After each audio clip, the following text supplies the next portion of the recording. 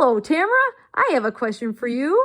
What do you plant and when with winter sowing?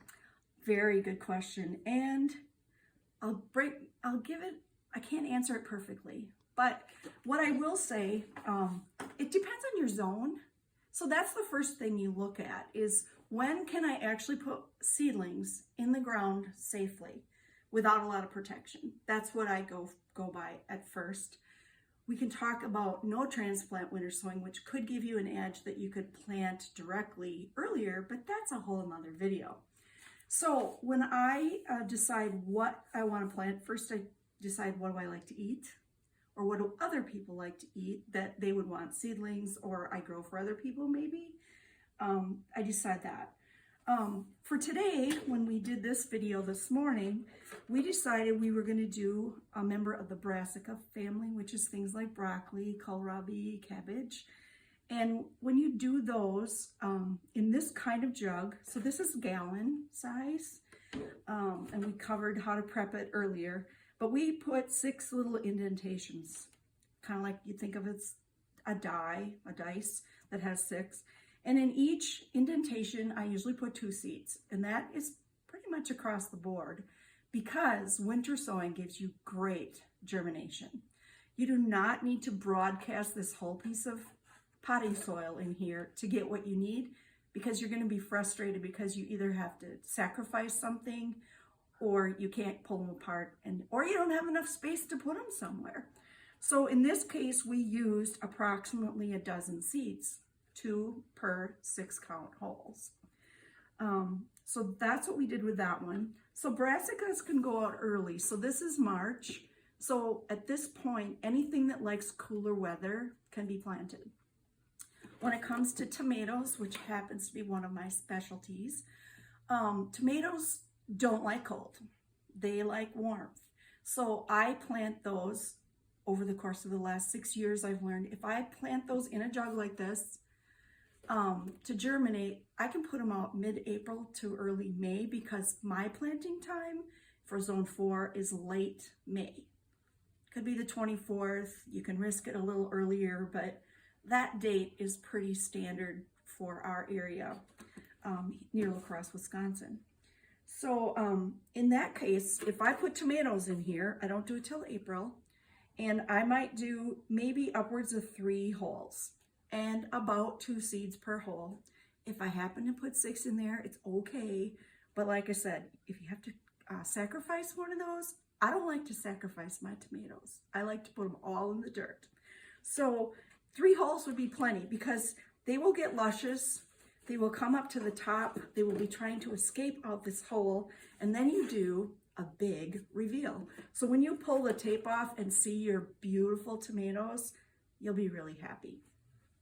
So with that subject in mind, I want to tell you about tomatoes, heirloom versus hybrid.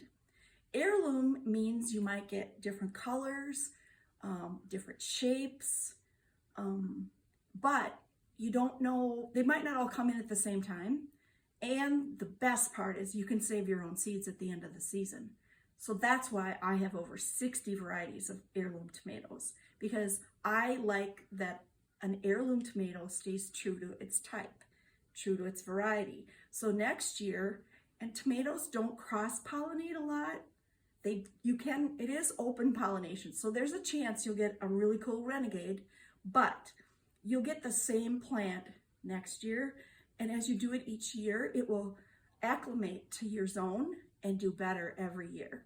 So that's why I love heirlooms, and they taste really good. And if you haven't noticed, I like color. So I do every color you can think of and I can put my hands on. When it comes to hybrids though, sometimes you like to have your tomatoes come in at the same time. Like you want them all to be ready in 60 days or 70 days, because maybe you want to make salsa or sauce or canning operations. Then it's nice to have a hybrid, because the seed companies can tell you approximately when a hybrid will come to be.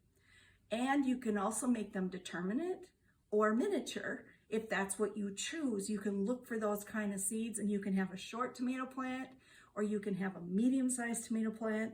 Whereas indeterminate means it will grow everywhere and be very happy. But it will also make tomatoes for a longer period of time until it gets cold. So that is my promo on heirloom tomatoes. The other thing I want to talk about is this is no transplant winter sowing. So this is like your little cloche or dome that if you want to say you love Vortex pole beans, you can use a jug like this and put the seeds in the row, have your trellis ready to go if it's pole bean, or it could be a bush bean, but I like pole beans. More bang for my buck. I love trellises. Another video. Anyway, so you put your seeds in, and I would probably put 2 or 3 under this container, and then you push this down into the dirt to keep it safe. Make sure it's well watered. You won't use the lid. Rain will come in here. If you're nervous about it, you can water around the edges or put a little bit down the middle. But beans will grow really well. And when they get big enough that they're ready to trellis, or they don't need protection anymore, you just pull this off and they're ready to go. This could give you at least a 2-week lead on your gardening time because they're protected from any mystery frosts or sudden visits by cold weather. And lastly, I've enjoyed talking today. This has been so much fun. This is a kitty litter container. And I like this because you cut open the top and the inside, can you see how much square footage is in there? You can grow, let's say you want to grow 8 different varieties of basil.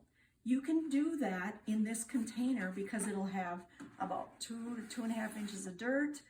You put about 8 holes in here. You can put the names of every basil on your pre-made labels out of a laundry container. And then you can watch them germinate. And they might germinate earlier, but they'll stay little for a while. But when the heat hits, say in end of May, they'll get bigger. And then you can transplant basil really easy. But I also love my basils because they're good friends with my tomatoes. And they grow next to each other and make some really lovely different varieties of meals later in the season. So I think that just about covers it. But this will be a whole salad container that you can open this up when you see it growing. You can just look through this hole here and you can have a salad. My challenge to myself every year is how early can I have a salad from either my containers or my garden. Try and beat May 4th for Zone 4. Have a great day. That sounds like a whole lot of fun. It is.